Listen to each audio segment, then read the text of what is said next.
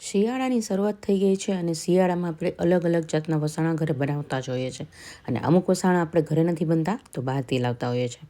આજે આપણે એક એવું જ વસાણું લઈને આવી છું. ખજૂર અંજીર પાકનું આ રસાણું હું લઈને આવી છું. જો તમે આ રીતે એક્ઝેક્ટ બનાવી લીધું ને તો તમારે ક્યારેય બહારથી નહીં લાવવું પડે. એકદમ પરફેક્ટ બહાર જેવું જ ઘરે બની તૈયાર થઈ જાય છે. અને જો આનો એક કટકો તમે આખો શિયાળો ખાઈ લીધો ને તો આખું વરસ તમને થાક નહીં લાગે. અને જો તમે બાળકોને ખવડાવી લીધો તો એની હાઇટ તો વધશે જ પણ યાદશક્તિ પણ ખૂબ જ વધે છે.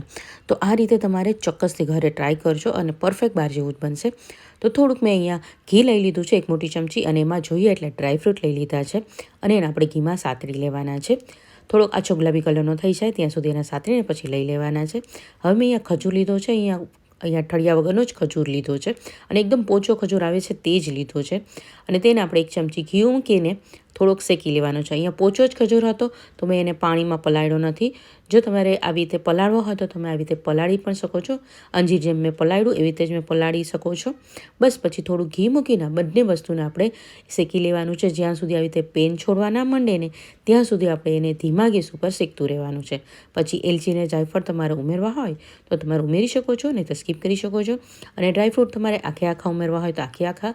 અને જો તમારી પાસે દાંત ના હોય કે પછી કોઈ એવા વ્યક્તિઓ હોય કે જે ચાવી ના શકતા હોય તો એને તમારે ડ્રાયફ્રૂટ ઉમેરવું હોય તો પછી પીસીને અંદર ઉમેરી દેજો, મિક્સ કરી દેજો.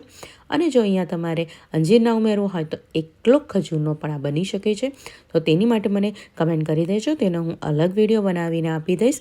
અને ડિટેલ આનો વિડીયો જોઈતો હોય તો નીચે સાથે અહીંયા લિંક આપેલી જ છે, ત્યાંથી તમે જોઈ શકો છો.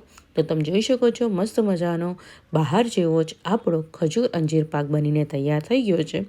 બસ એક કટકો આખો શિયાળો તમે ખાશો ને તો તમને વરસમાં ક્યારેય થાક નહીં લાગે.